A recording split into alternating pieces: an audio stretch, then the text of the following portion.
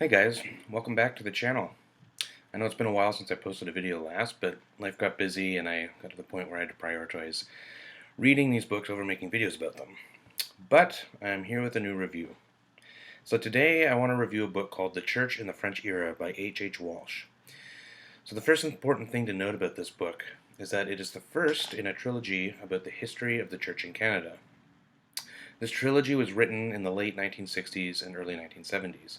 As a result, some of the rhetoric is antiquated and outdated, such as Walsh's use of the term Indian to refer to the native or Aboriginal peoples of Canada. The title of this book, as well as the subsequent books in the series, also evince the climate of ecumenical optimism that characterized Canadian Protestant Christianity in the 1960s, in that it refers to the Church rather than the churches or even just Christianity in the French era.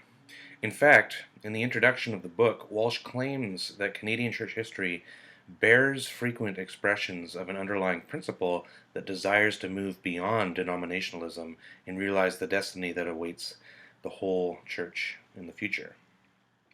So this is a prime example of an historian imposing an idea on the historical subjects of their work. If you read more about Canadian church history, you'll discover rather quickly that Walsh's idea about this inherent ecumenism in Canadian church history is outright incorrect. To make matters worse, he presents this idea in comparison to church history in the United States, which he claims was characterized by denominationalism, and in so doing implies that Canadian Christianity has been historically superior. Take this as an example of how a belief about something, in this case the unity or disunity of the church, can be applied consciously or unconsciously to historical work and thereby distort that history to support one's own view. Anyway, Walsh's work in the Church in the French Era provides a detailed account of the history of New France, but it lacks a clearly stated thesis or argument.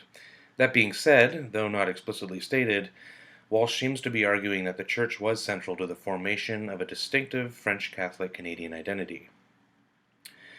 Walsh's account of the history of New France relies on the idea that there was an ongoing struggle between the commercial interests that motivated the colonial impulse, on the one hand, and the religious interests that sought to Christianize and civilize the Aboriginals. There were frequent power struggles between church and state in New France. Walsh excels at contextualizing the history of the Church in New France by devoting significant time to explaining the European origins of things like the French Catholic revival that produced the missions impulse, which in turn produced the colony at Quebec, as well as key themes that would recur throughout New France's history, such as the polarized forces of Gallicanism and Ultramontanism. As I noted earlier, Walsh's work, even though it is a fairly readable account of the Church in New France, is clearly antiquated. He was writing in the mid-1960s, and despite that period's strong sense of progress and advancement, his views of Aboriginals are tinged with racism and paternalism, even if there is a degree of apparent sympathy. On a related note, Walsh is, by his own admission, biased towards the French. He claims this is due to his attempt to reach as far inside their perspective as possible. Not only is he correct in stating this, but I think he actually attains his goal of getting inside the French perspective. You should always appreciate an author who states their bias on their own initiative, even if you disagree with it. Another weakness I identified was Walsh's characterization of the early years of the Quebec colony as a sort of golden age marked by great piety, successful missions, mystic visions, and Jesuit martyrdom. As the story goes on, the strong Christian character of the colony seems to diminish, especially as clashes between church and state become more prominent and commercial interests gain new power. In addition, he gives most of the credit for the initial piety of the colony almost solely to the Jesuits. He clearly favors them over other religious orders who also worked in New France, such as the Recollets and the Sulpicians. The conflict between church and state would come to be a defining aspect of the history of Christianity in Canada up until Confederation in 1867. In the final chapter, Walsh describes the remaining decades of New France's history, before the British conquest of 1760, as the decline and fall of New France.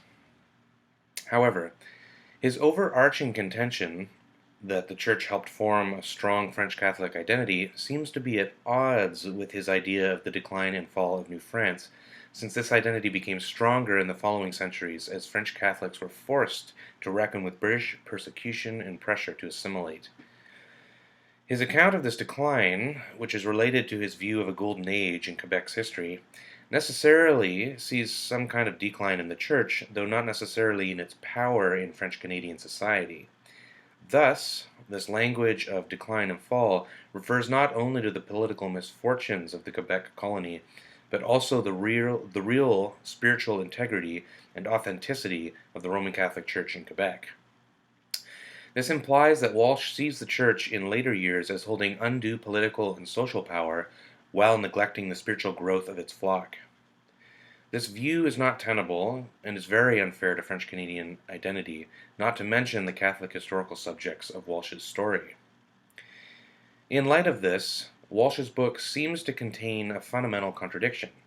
On the one hand, he contends that the Church not only provided the impetus for establishing the colony at Quebec under the auspices of evangelizing the natives, but also that the Church was central to the life of the colony and the construction of a strong French Catholic Canadian identity. On the other hand, he seems to implicitly discount the Church in later years as spiritually defunct but politically and socially powerful, suggesting that French Canadian identity was founded upon a form of Christianity that was empty and lacked vitality.